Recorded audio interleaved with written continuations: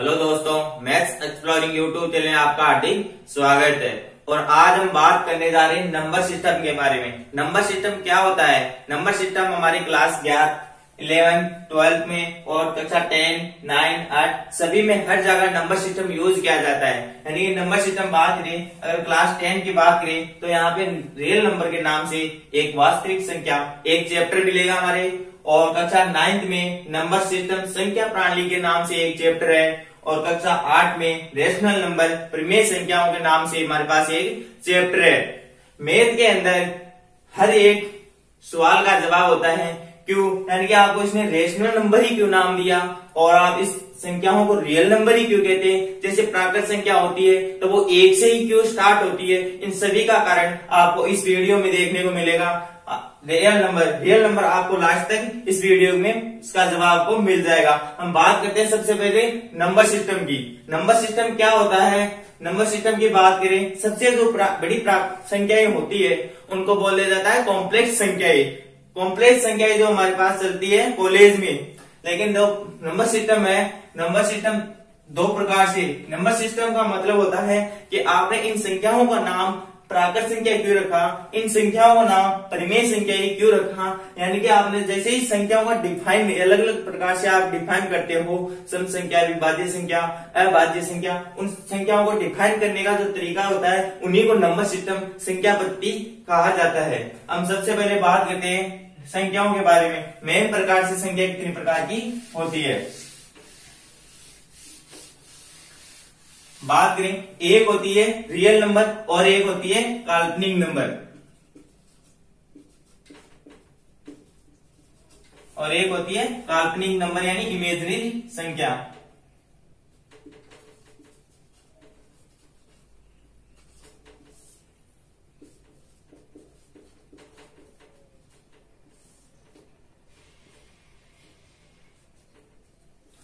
Imagery संख्याएं कहाँ होती है और रियल नंबर यानी कि वास्तविक संख्याएं क्या होती है। वास्तविक संख्या आपको पूरा का पूरा आप जो प्राकृत संख्या पढ़ते हैं, होल नंबर, कोटि पूर्ण संख्या, पूर्णांक संख्या, अभाज्य संख्या, वो सभी की सभी, परिमेय संख्या, अपरिमेय संख्या, सभी की सभी हमारे पास क्या रहेगी? रियल नंबर रहेगी। यानी माइनस इंफिनिटी से लेकर प्लस इंफिनिटी तक आपके पास सभी सभी जो संख्याएं रहेगी वो हमारे पास क्या रहेगी? रियल नंबर रहेगी। अब बात करें इमेजिनरी नंबर, काल्पनिक संख्याएं क्या होती है। काल्पनिक संख्याओं को हम देखते हैं कि कोई भी संख्या -2 है वो क्या है? हमारे पास रियल नंबर है। लेकिन जैसे ही इसको रूट में -2 आती है तो ये संख्याएं क्या होती है? इमेजिनरी संख्याएं होती है। यानी कि वो संख्याएं जो संख्याएं रूट के अंदर नेगेटिव नंबर में आती है उन सभी संख्याओं को क्या कहते हैं? इमेजिनरी संख्याएं कहते हैं। तो क्लास 11 में शुरुआत होती है इनकी, इनको आयता से भी प्रदर्शित किया जाता है। अब हम बात करते हैं प्राकृत संख्याएं, रियल नंबर संख्याएं कितनी प्रकार से होगी और किस प्रकार से हम इसको डिफाइन कर सकते हैं। इस प्रकार से आप सभी को देख सकते हैं एक बाई एक का, यानी कि प्राकृत जो संख्याएं हैं वो एक से क्यों स्टार्ट होती है, होल नंबर है वो 0 से क्यों स्टार्ट होता है, ये सब देखने को मिलेगा आपको। अब हम चलते हैं प्राकृत संख्याओं की ओर। प्राकृत संख्याएं यानी कि प्राकृत संख्याएं एक से स्टार्ट क्यों होती है, प्राकृत संख्याओं का इनका नाम प्राकृत संख्याएं क्यों पड़ा। जैसे ही मैं आपको बोलूं कि आप को बोलो कि गिनती काउंटिंग करें तो आप गिनती सिर्फ एक से स्टार्ट करते हो। कभी आपने 0 से गिनती स्टार्ट की है? किस किस ने की है कमेंट बॉक्स में जरूर बता। हम बात करते हैं प्राकृत संख्याएं। प्राकृत संख्याओं की खोज कैसे हुई? प्राकृतिक रूप से इनकी खोज हुई थी। जैसे हम पहले लोग थे हमारे पास, जैसे इनको गिनते थे वो पहले उनकी गिनती कुछ नहीं थी, वो सिर्फ ऐसे देखते थे। यानी कि आपके पास कोई भी जो सामान है तो उनकी लाइन सार लेते थे, 1 2 3 4। आपने सामान सार लिया, अब आपके पास है ना, आपको 2 लेना है तो आप यहाँ से 2 मिटा देते हैं। किसी को 3 लेना हो वो यहाँ से 3 मिटा देते थे, या फिर किसी को 1 लेना हो तो वो 1 मिटा देते थे। इसी प्रकार से पहले काउंटिंग की जाती थी। तो इसके बाद में धीरे धीरे 1 2 3 9 तक नंबरों का हमारे पास क्या हुआ? गिनती आ गई। फिर समस्या आ गई आगे कैसे बढ़े। उसी के बाद में यानी कि प्राकृत संख्याएं होती है वो 1 से स्टार्ट होने वाली जो संख्याएं होती है और प्लस इन्फिनाइट टर्म तक जाती है, उन संख्याओं को क्या कहते हैं? प्राकृत संख्याएं कहते हैं। सबसे पहले यहाँ 9 तक होती थी। और उसके बाद में एक महान गणितज्ञ आर्यभट्ट, उसका एंट्री होती है मैथ के अंदर, और उसने क्या किया? 0 की खोज की। उसने क्या कर दी? 0 की खोज की। अब मैं आपको बोलूं कि आप 0 के बिना 1005 लिख सकते हैं। अगर यहाँ 0 नहीं होता तो आप 1005 लिखना इम्पॉसिबल होता, लेकिन 0 आने के बाद में क्या बन गई, पूर्ण संख्या। यानी कि अब हम क्या कर सकते हैं, सभी संख्याएं आप लिख सकते हैं। जैसे मैं बोलूं आपको 105 लिखना, तो आपने क्या कर दिया, लिख दिया। लेकिन मैं आपसे प्राकृत संख्याओं के बारे में बोलूं कि 105 लिखो प्राकृत संख्याओं से, तो क्या लिख पाओगे आप, 0, और 0 प्राकृत संख्याओं के अंदर है ही नहीं, इसलिए इनको प्राकृत संख्या बोला गया। लेकिन पूर्ण संख्या का मतलब अपने आप में वो पूर्ण हो, तो ये अपने आप में क्या है, पूर्ण है। कि आप कोई सी भी संख्या लिखवा सकते हैं तो वो अपने आप में क्या होगी, पूर्ण संख्या ही होगी, यानी कि 0 इसमें शामिल होगी। जैसे याद रखने का तरीका है, जो 1 से शुरुआत होगी और प्लस इनफाइनाइट टर्म तक जाएगी उनको बोलते हैं प्राकृत संख्याएं। और जो प्राकृत संख्याओं में अगर 0 ऐड कर दिया जाए, यानी कि इन्हीं प्राकृत संख्याओं में अगर मैं 0 और लगा दूं तो वो क्या बन जाएगी, पूर्ण संख्याएं बन जाएगी। अब बात करते हैं, प्रत्येक प्राकृत संख्याएं पूर्ण संख्याएं होती है, लेकिन प्रत्येक पूर्ण संख्याएं प्राकृत संख्या हो ये आवश्यक नहीं है। यानी कि इसमें क्या आ रहा है, 0 आ रहा है और इसके अंदर नहीं आ रहा है, तो ये तो इसमें बिलोंग कर सकती है, लेकिन ये इसमें बिलोंग नहीं करेगी। और नेक्स्ट बात करते हैं पूर्णांक संख्याएं। पूर्णांक संख्याएं कैसे आई, जैसे मैं आपको बता दूं,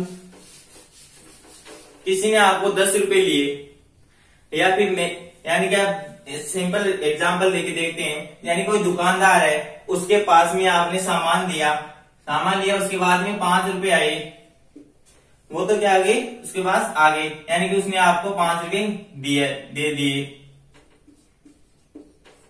और उसके बाद में 5 रुपए उसने दे दिए और 5 रुपए इसमें दे दिए। यानी कि दुकानदार के पास ये 5 रुपए आए थे और ये दुकानदार ने वापस किसी को दे दिए। अब आप देखेंगे वो ऐसे ही हिसाब करता रहता है, शाम को कंफ्यूजन हो जाता है, उसकी कंफ्यूज चलने लग जाता है, या फिर उसको ये पता नहीं चलता है हमने 5 रुपए उसने मुझे दिया था या मैंने उसको दिया था, फिर ये सोचने लगा। तो यानी कि अब हमारे पास आया तो उसको तो हम क्या नाम दे देंगे, पॉजिटिव नंबर, और जो हमने उसको दिया उसको क्या नाम दे देंगे हम, नेगेटिव नंबर। यानी कि उसके बाद में अगर नेगेटिव नंबर और ऐड हो जाते हैं हमारे पास में, तो वो संख्या क्या बन जाएगी, पूर्ण संख्याएं बन जाएगी। पूर्ण संख्याओं के अंदर माइनस इंफिनिटी से प्लस इंफिनिटी आती है। पूर्ण संख्याओं में मतलब होगा, अगर आपके पास माइनस यानी पूर्णांक संख्याओं में अगर आपके पास माइनस और ऐड कर दिया जाता है तो वो संख्याएं क्या कहलाती है, पूर्णांक संख्या कहलाती है। और इसी में हमने एक और देखा, जस्ट उसमें देखा कि इन संख्याओं में देखो 2 का भाग सभी में पूरा पूरा जा रहा है, और किसी में 2 का भाग पूरा पूरा नहीं जा रहा है, और किसी में 1 का भाग पूरा पूरा जा रहा है, और किसी में स्वयं के अलावा किसी का अन्य का भाग ही नहीं जा रहा है। तो उन संख्याओं के अनुसार फिर इनको अलग अलग नाम दिया गया। अब हम देखते हैं सम संख्याएं और विषम संख्याएं, भाज्य संख्याएं और अभाज्य संख्याएं। सम संख्याएं कौन सी होगी, जैसे पूर्णांक संख्या मान लो, प्राकृत संख्या मान लो, या पूर्ण संख्या मान लो। उन संख्याओं में अगर हम 2 से भाग दे, 2 से डिवाइड करें, अगर उनमें 2 का भाग पूरा पूरा जाता है तो वो संख्याएं कौन सी होगी, सम संख्याएं होगी। यानी कि जो संख्याएं होगी सम संख्याएं वो होगी 0, 2, 4, 6, 8 इनफाइनाइट टर्म तक जाएगी। यानी कि वो संख्याएं जिसमें 2 का अगर पूरा पूरा भाग देते हैं तो वो संख्याएं क्या होगी, सम संख्याएं कहलाती है। और वो संख्याएं जिसमें विषम संख्याएं कौन सी होगी, विषम संख्याएं देखे तो हम जिसमें 2 का पूरा पूरा भाग नहीं जाता, वो संख्याएं कौन सी होगी, विषम संख्याएं होगी। 1 में है 2 का भाग पूरा नहीं जाता है, पॉइंटों में आ रहा है, 2 में पूरा का पूरा जा रहा है, 3 में भी नहीं जा रहा, यानी कि वो संख्या जिसमें 2 का पूरा पूरा भाग नहीं जाता हो, तो विषम संख्याएं कहां से शुरुआत होगी, 1 से, 1, 3, 5, 7 डॉट इनफाइनाइट टर्म तक। यानी कि ऐसी संख्याएं विषम संख्याएं कहलाती है, और इस प्रकार की जो संख्याएं होगी वो सम संख्याएं कहलाती है। अब बात करते हैं इसी में आगे भाज्य संख्याएं, यानी कि कंपोजिट नंबर्स, और अभाज्य संख्याएं प्राइम नंबर। भाज्य संख्याएं क्या होगी, वो संख्याएं जिसमें यानी कि खुद का और खुद के अलावा किसी अन्य संख्या का भी भाग जाता हो, या फैक्टरी होते हो, गुणनखंड होते हो, यानी कि 2 के अलावा 3 गुणनखंड हो, तो वो संख्या क्या कहलाती है, भाज्य संख्या कहलाती है। ध्यान रखना अभाज्य संख्याओं के केवल दो ही गुणनखंड होते हैं, एक तो एक होगा और एक स्वयं संख्या होगी। तो हम पहले बात करते हैं अभाज्य संख्या की। अभाज्य संख्या कौन सी होगी? जैसे 2 है, 2 में सिर्फ एक और दो इसके क्या है गुणनखंड है। फिर 3 है, 3 में एक और 3 का ही भाग जाता है। 4 देख लो, 4 में एक का भी गया, 2 का भी गया और 4 का ही 3 गुणनखंड हो गए, यानी कि ये हमारे पास अभाज्य संख्या ही नहीं है। फिर 5 में जाता है, 6 में नहीं जाएगा, 7 है, डॉट डॉट इनफिनिट क्रम तक जाएगी, यानी कि अभाज्य संख्या कौन सी होगी? 2, 3, 5, 7, 9 में अभाज्य संख्या होगी नहीं होगी। 9 के अंदर क्या होता है? 3 से डिवाइड होती है, यानी 11, 9 7 के बाद में 11 है, वो भाज्य संख्या होती है। अब बात करते हैं भाज्य संख्या की। भाज्य संख्या क्या होगी? जिसमें क्या होना चाहिए?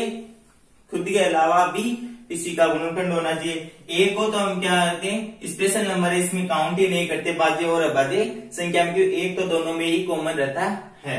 हम बात करते हैं 2 से, तो 2 तो है नहीं, हमने देख लिया। 3 भी नहीं है, हमने देख लिया। यानी सबसे छोटी भाज्य संख्या होगी वो कौन सी होगी? 4 होगी। 4, 6, 8, 10 डॉट डॉट इनफिनिट क्रम तक जाएगी, यानी कि सबसे छोटी भाज्य संख्या होगी वो कौन सी होगी? 4 होगी। और सबसे छोटी अभाज्य संख्या कौन सी होगी? 2 होगी। लेकिन एग्जाम में क्वेश्चन आएगा, क्वेश्चन ऐसे नहीं आएगा कि सबसे छोटी अभाज्य संख्या कौन सी होगी। एग्जाम में क्वेश्चन आएगा कि सबसे छोटी अभाज्य संख्या जो इवन नंबर इवन में हो, यानी कि सबसे छोटी इवन संख्या कौन सी होगी? यानी कि सबसे छोटी अभाज्य इवन संख्या, सबसे छोटी अभाज्य इवन संख्या 2 होगी। ओनली फॉर एक ऐसी संख्या है जो इवन है और अभाज्य संख्याएं हैं, बाकी सभी इवन संख्याएं क्या होगी? भाज्य होगी, आप देख सकते हैं। अब नेक्स्ट बात करते हैं परिमेय संख्या और अपरिमेय संख्याएं क्या होती है। परिमेय संख्याएं क्या होती है? रेशनल नंबर, यानी कि वो संख्या है जिसे हम P बटा Q के रूप में लिख सकते हैं। ये एक सिंपल परिभाषा है, मैं P व Q के रूप में जिसको लिखा जा सकता हो वो संख्याएं क्या कहलाती है? परिमेय संख्याएं कहलाती है। लेकिन यहाँ भी एक कंडीशन है। कंडीशन क्या है? कि न्यूमरेटर में Q does not is equal to क्या होना चाहिए? 0 होना चाहिए। अगर हम इसके बारे में एग्जाम्पल की अगर हम बात करें, 0.4 एक परिमेय संख्याएं हैं, लेकिन 4.0 क्या है? अपरिमेय संख्या है। ये 0 क्यों नहीं होना चाहिए? इसका जवाब भी मैं बता देता हूं आपको। यहाँ न्यूमरेटर में 0 नहीं होना चाहिए। क्यों नहीं होना चाहिए? क्योंकि अगर हम किसी भी संख्या में 0 से अगर डिवाइड करते हैं, 0 से भाग देते हैं, तो वो क्या हो जाती है? अपरिभाषित, इनफाइनाइट हो जाती है, यानी जिसको हम परिभाषित नहीं कर सकते हैं। तो इसलिए क्यों यहाँ पे क्या होना?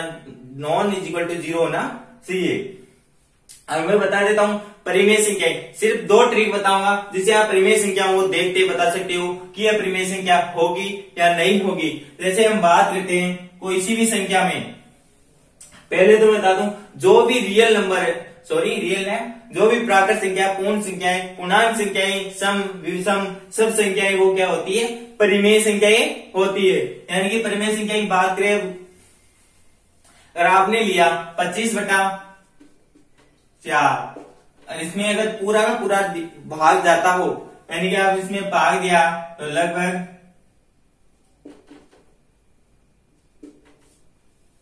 शायद ये आएगा। और इसी प्रकार से हमने जैसे 5 में भाग दिया 2 का तो लगेगा 2.5, यानी कि इसमें भाग है वो पूरा पूरा जा रहा है, आगे कोई संख्या रुक नहीं रहा कि भाग इसमें रुक गया है, यहाँ पे 1 पद चल गया है, 2 पद चल गया। लेकिन किसी में क्या होता है? इनफाइनाइट क्रम तक जब पद जाता है वो भी क्या होती है? परिमेय संख्याएं होती है। अगर किसी में भाग रुक ही नहीं रहा, जा रहा है दिया जा रहे हो, लेकिन वो रुकने, वो भी क्या होती है? परिमेय संख्याएं। वो कैसे होती है बता देता हूं आपको। जैसे आपने इसमें 10 में अगर आपने 3 का भाग दिया या 1.3 में अगर इसमें भाग दिया, जैसे इसमें आपने भाग दिया क्या होगा? 3.3333, यानी कि ये क्या होगी?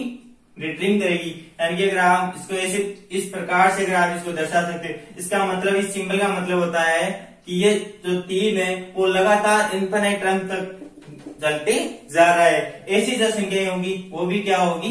परिमेय संख्याएं होगी। लेकिन अगर हम बात करते हैं अपरिमेय संख्या की, तो अपरिमेय संख्या क्या होगी? अपरिमेय संख्या होगी जिसे मैं पी बाई क्यू के रूप में नहीं लिखा जा सकता हो, वो अपरिमेय संख्या होगी। लेकिन इसकी भी मैं आपको 2 ट्रिक बता देता हूं जिसे आप देख बता सकते हो कि अपरिमेय संख्या है या परिमेय संख्या है। अपरिमेय संख्या की बात करें तो अपरिमेय संख्या में क्या होगा, अगर कोई भी संख्या प्राइम है, अगर वो रूट में है, प्राइम हो और रूट में हो, समझ गए, प्राइम हो रूट में, यानी कि जिसका पूर्ण वर्ग नहीं हो, प्राइम संख्या, यानी कि शॉर्ट में लिख सकते हैं पी। अगर इस प्रकार की कोई भी संख्या हो वो अपरिमेय संख्या होगी, जहां पी होगा प्राइम नंबर, जैसे √2, √3, √5, √7, इस प्रकार की जो संख्या होगी वो अपरिमेय संख्या होगी। इसी के साथ एक कंडीशन और है, वो कंडीशन ये है, अगर आपने इसमें भाग दिया और ये 3.33 आ रहा है, अगर आपने इसमें भाग देते और 3.33 नहीं आके इस प्रकार से आता 3, 5, 2, 6, 7, 8, 9, 10, यानी कि सभी हर बार अलग अलग नंबर आते हैं, यानी कि देखिए पाई का मान देखिए 3.1415 डॉट इस प्रकार से पाई, यानी इसका मान है वो रिपीट नहीं करना चाहिए, ये मान है वो कभी भी रिपीट नहीं करेगा पाई का मान। पाई इसलिए क्या है, अपरिमेय संख्या है।